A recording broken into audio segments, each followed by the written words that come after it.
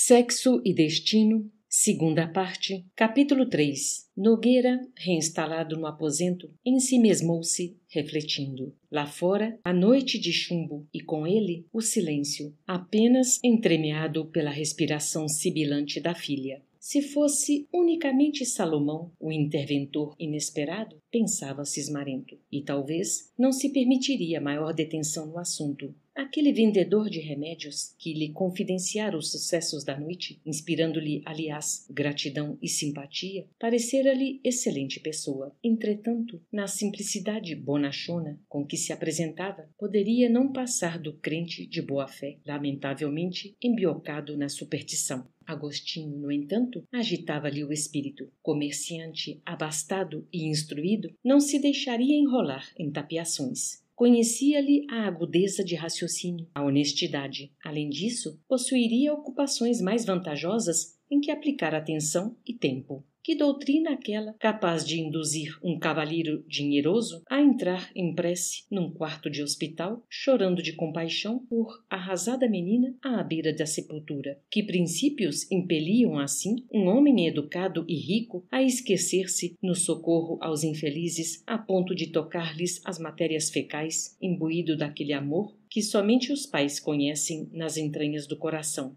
Fitou Marita, que dormia, calma, e recordou os 2 homens abnegados que lhe haviam trazido alívio, sem nada perguntar. Ele, que jamais se aproximara de ensinamentos religiosos, habitualmente tratados por ele, com manifesta desconsideração, acolhia-se agora à vasta série de porquês. Abafado, agoniava-se com a sede de algo. Sem o apoio fluídico de Moreira, que dedicava todas as energias à moça em decúbito, lembrou o cigarro, mas dizia de si para consigo que não era mais o cigarro o objeto que desejava. Aspirava a sair, correr ao encontro de Agostinho e Salomão, a fim de perguntar-lhes pela fé em Deus. Anelava inteirar-se de como conseguiam entesourar tanta crença. Ambos haviam suavizado a opressão que lhe supliciava a filha. Naquele instante, indagava a si mesmo se não era igualmente digno de piedade. Marita repousava no sono das vítimas que a justiça resguarda na paz inviolável da consciência, enquanto que ele se atormentava na vigília dos réus. Reconhecia-se enfermo da alma, náufrago que afundava no redemoinho do desespero.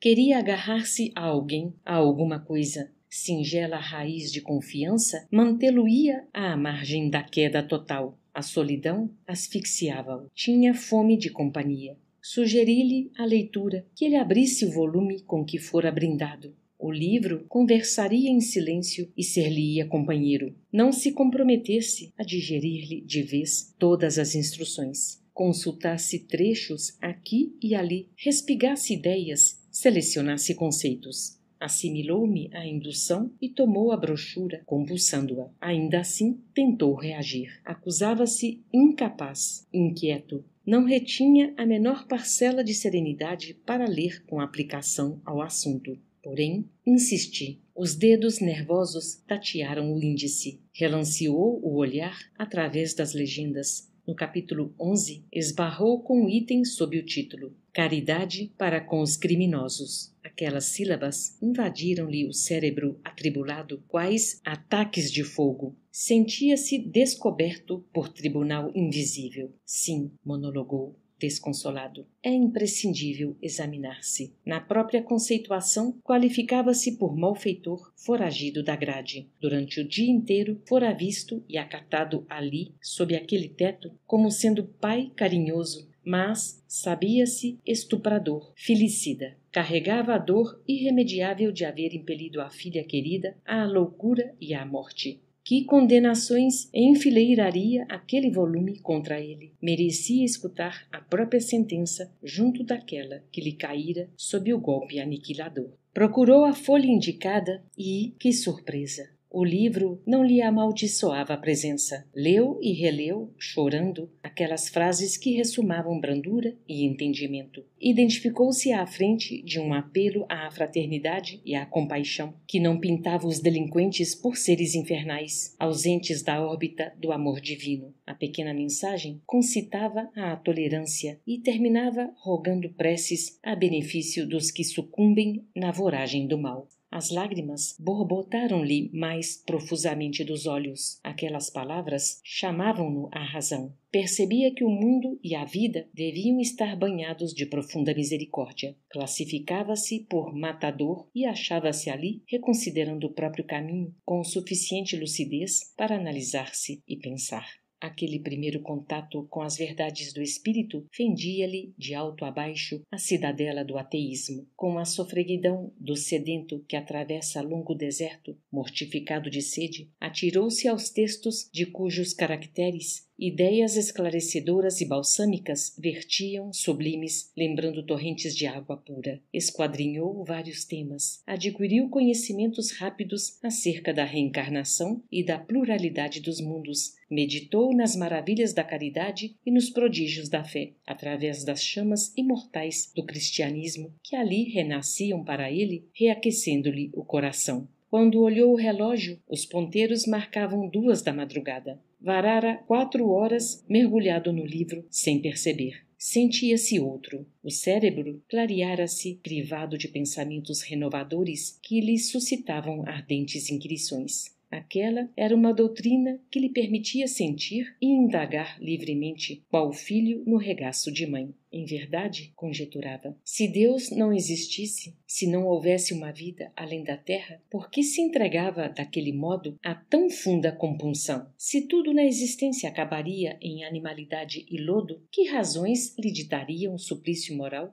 diante da filha que lhe inspirava contraditórios sentimentos? Amava tanto aquela menina desventurada, por que não lograra sustentar-se na posição de pai, infenso aos impulsos do sexo? Que forças o haviam arrastado até a condição do verdugo em que se alvitara? A ideia da reencarnação relampejou-lhe na cabeça. Ele e ela remanesciam de experiências anteriores. Indubitavelmente, algemada a dominadoras alucinações afetivas, teriam vivido no passado, padecido e chorado juntos. Aquela devoção por Marita era para ele comparável ao iceberg que mostra reduzido fragmento, ocultando o peso enorme na vastidão das águas. Naquele momento, algo lhe dizia, na acústica do espírito, que ele, Cláudio, a trouxera de novo para o mundo, através da paternidade, a fim de orientá-la com limpeza e abnegação. A sabedoria da vida restituíra-lhe o carinho no sorriso filial por algum tempo, para que retificasse os erros do tirano amoroso que deveria ter sido em épocas passadas e as paixões cujos rescaldos lhe calcinavam agora o coração. As realidades do destino se lhe alteavam do pensamento, belas e difusas como o brilho dos raios de luz ao fundirem a névoa. Ainda assim, não se desculpava. Reconhecia ter agravado os próprios débitos. Entrevendo as realidades da vida além-túmulo, apelava para os amigos que vira partir, que se apiedassem dele e de Marita, que suplicassem a Deus para trocar-lhe a existência pela dela. Ele, que se classificava pai criminoso, expiaria no mundo espiritual as próprias faltas, para, em seguida, renascer na terra, mutilado, ressarcindo os débitos contraídos. Que ele se afligisse, expungindo as nódoas da alma, entretanto, que a filha vivesse e fosse feliz.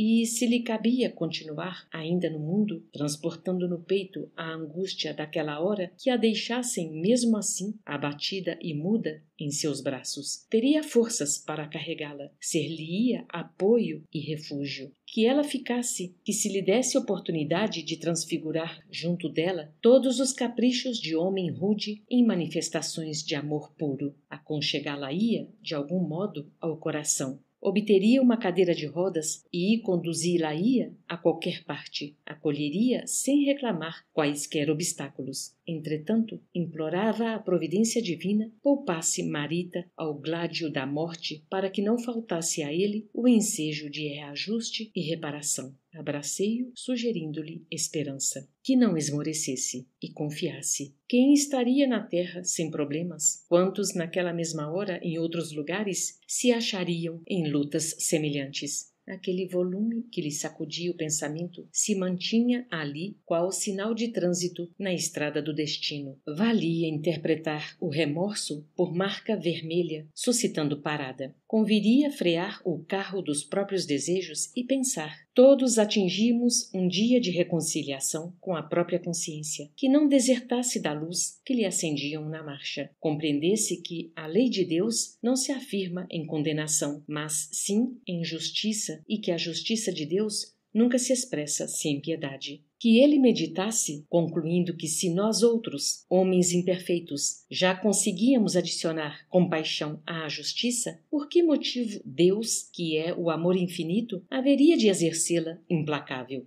Ali transpunhamos a escuridão da noite. A alvorada não tardaria, e com ela o sol diurno que chegava sempre novo, que levantássemos todos os sentimentos para a renovação que começava. Moreira, que me avistava enlaçado a ele, endereçou-me ansioso olhar, como a inquirir pelas ideias que eu lhe insuflava. Antes, porém, que me visse substituir, cioso do lugar de conselheiro que me permitia ocupar, apelei para Cláudio, inclinando-o a iniciar ali mesmo a obra reparadora. O bancário não vacilou. Fundamente enternecido, levantou-se e caminhou na direção da cama e ajoelhou-se à cabeceira. Confessava a si próprio que, pela primeira vez, depois de muito tempo, fitava o semblante da filha sem que a mais leve tisna de fascinação sexual lhe alterasse os sentimentos. Tremeu-lhe o coração atormentado. Acariciou-a com uma espécie de ternura que jamais experimentara e deixou que as próprias lágrimas lhe orvalhassem o rosto e suplicou em surdina: "Oh, minha filha, perdão para o seu pai." A rogativa desfaleceu na garganta que os soluços embargavam. Marita, evidentemente, não respondeu. No entanto, o afago paternal instilou-lhe energia diferente e, tanto Moreira quanto eu, registramos, espantados, o gemido que ela desferiu, denotando sinais de retorno a si mesma. Cláudio, esperançado, desligou-se. O carinho impregnara-se nele de súbito respeito. Intimamente comparou aquele afeto imaculado que lhe nascia ao lírio alvo que desponta num charco. Outros gemidos repetiram-se imprecisos e dolorosos. O genitor escutava-os, ralado de angústia. Daria o que tivesse para traduzir aqueles choro de criança inconsciente. Conjeturou, porém, que eles exprimiam padecimentos físicos inenarráveis e agoniou-se em choro convulsivo. O ex-vampirizador, transfigurado em servo dirigente, ergueu-se presto e veio abraçá-lo no intuito de propiciar-lhe reconforto, mas notei que os dois amigos jaziam agora perto e longe um do outro. Juntos por fora e distantes por dentro, ombros unidos e pensamentos opostos. Moreira fora atingido pelos acontecimentos, mas não tanto. Patenteava a enorme afeição por Marita, lutava por ela, mas, no fundo, não escondia o propósito de seguir controlando Cláudio no resguardo de seu próprio interesse. Identificando o parceiro tocado no coração pelos sentimentos edificantes que a leitura lhe sugerira, revelava desapontamento semelhante ao de um pianista que surpreendesse um instrumento favorito com as teclas mudas. Alarmado, desfechou-me perguntas. Sosseguei-o, afirmando que o cérebro de Nogueira se anulava, naquele instante, por comoções arrasadoras. Entretanto, no íntimo, certificara-me de que ele havia dado um passo adiante e de que o companheiro menos feliz deveria elevar-se no mesmo diapasão para desfrutar-lhe a convivência, se não quisesse perder-lhe a companhia. A mente do bancário emergia daquelas horas reduzidas de estudo compulsório sob a tormenta moral ao jeito de paisagem quando varrida de terremoto. Nenhuma analogia com o que era antes. Em razão disso, enfadava-se o outro, melindrado e triste. Mesmo assim, Moreira retomou o trabalho de manutenção da jovem prostrada. Nisso, porém, chegaram dois auxiliares, Arnulfo e Telmo, que vinham da parte do irmão Félix colaborar no auxílio à menina, ambos simpáticos e espontâneos. Apresentei-os ao mantenedor magnético, surpreso, cuja posição espiritual reconheceram de pronto. Contudo, na gentileza característica dos corações generosos, envidaram todos os esforços para não constrangê-lo com qualquer linha divisória de tratamento. rodearam-no de otimismo e bondade, qualificando-o na categoria de colega estimável. Na antevéspera, aquele irmão, que se avalentoava no Flamengo, não aceitaria tal camaradagem. Todavia, Marita ali respirava entre dois mundos, fatigada e dispineica. Por Marita, suportava as alterações, sofreava os impulsos. E a madrugada abeirava-se do dia.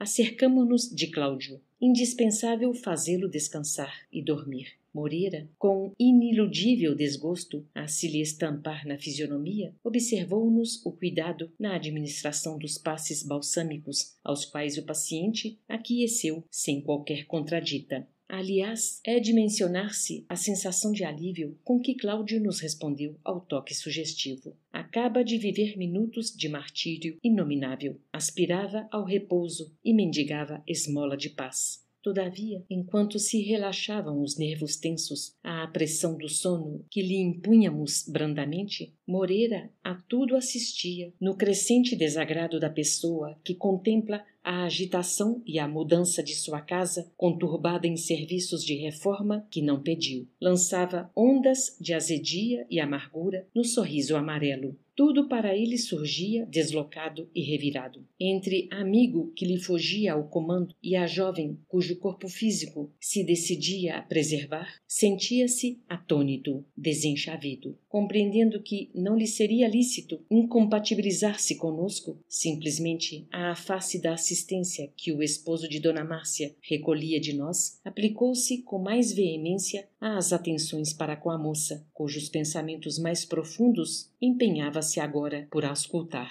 Marita, a seu turno, porque assimilasse mais amplo montante de força, acabou reassumindo o leme dos centros cerebrais que ainda se lhe mantinham à disposição. Recuperou a sensibilidade olfativa, percebia, raciocinava e ouvia com relativa segurança. Contudo, estava hemiplégica, nada enxergava e extinguira-se-lhe a fala de modo irreversível. A princípio, admitiu-se acordando no sepulcro. Ouvira muitas narrações alusivas a mortos que despertavam no túmulo. Lera depoimentos relacionando sucessos dessa ordem e assistira a vários filmes de horror. De alma opressa, supunha-se num transe desses, estendida ali no leito que tomava por ataúde, no silêncio de aflições inapeláveis. Forcejava por gritar, reclamando socorro. No entanto, veio-lhe a ideia de haver esquecido o processo de articular as palavras. Sabia-se pensando com a própria cabeça, mas ignorava agora os movimentos coordenadores da voz. Apesar de tudo, reconhecia-se consciente. Sentia e memorizava. Recordou os acontecimentos que lhe haviam inspirado o propósito de morrer.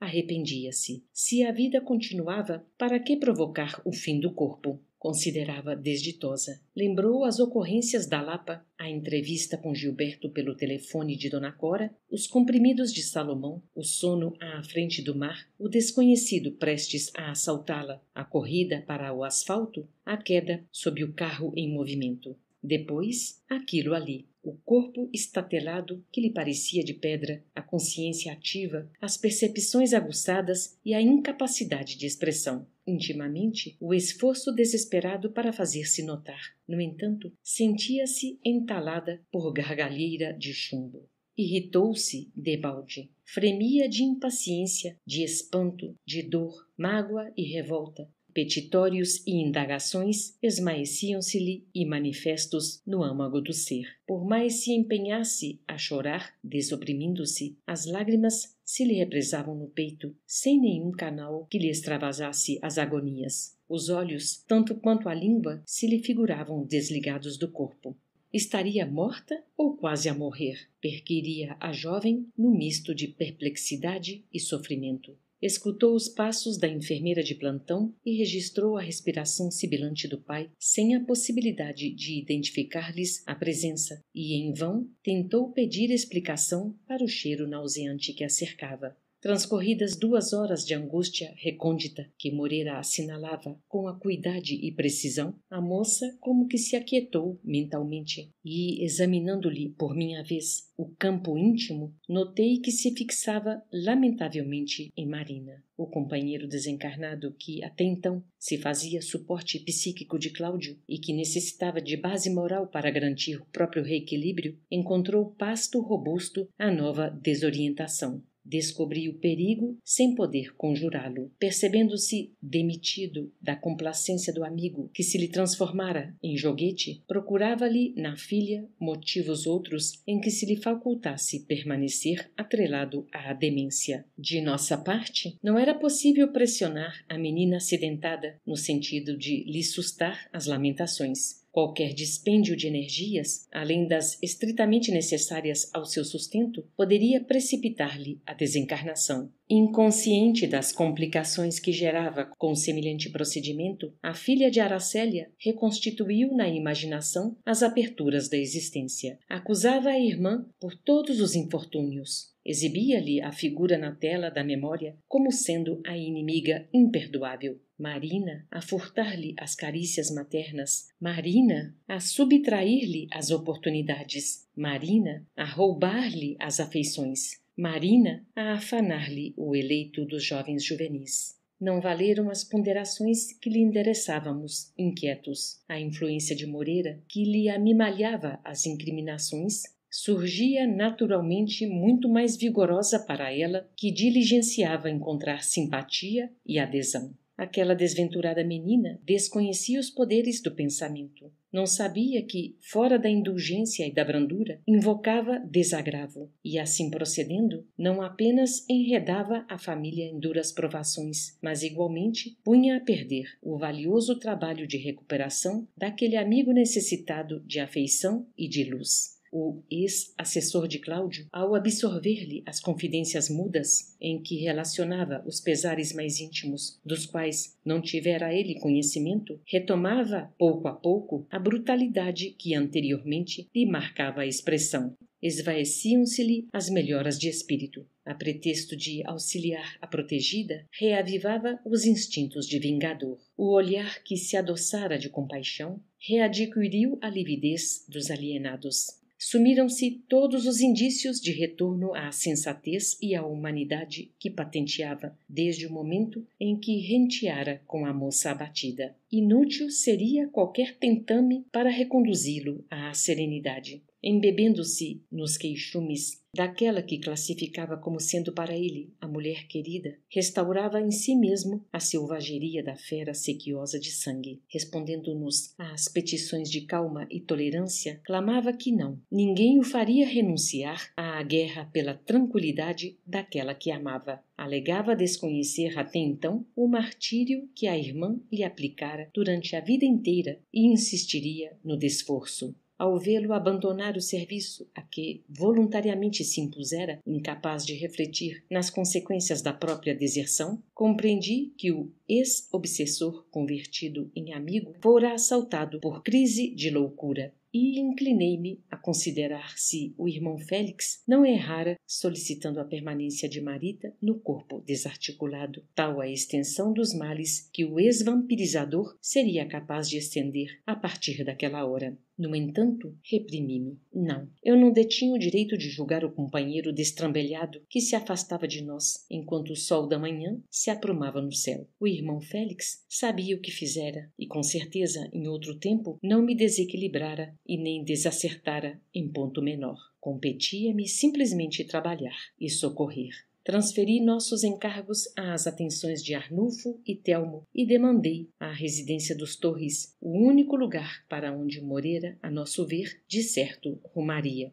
Entrei. Na casa silente cochichava-se a medo, lágrimas no semblante dos servidores humildes. Dona Beatriz, em coma, esperava a morte. Neves e outros afeiçoados do mundo espiritual rodeavam o leito. Dedicada enfermeira observava a senhora prestes a mergulhar no grande repouso, diante de Nemésio, Gilberto e Marina, que se acomodavam a pequena distância. Aturdido, porém, verifiquei que Moreira não se achava ainda aí. A surpresa, entretanto, se desfez para logo, de vez que, transcorridos alguns momentos, o ex-acompanhante de Cláudio, seguido por 4 camaradas truculentos e carrancudos, penetrou desrespeitosamente o recinto. E, sem a menor comiseração pela agonizante, acercou-se da filha de Dona Márcia e gritou, encolerizado: "Assassina!"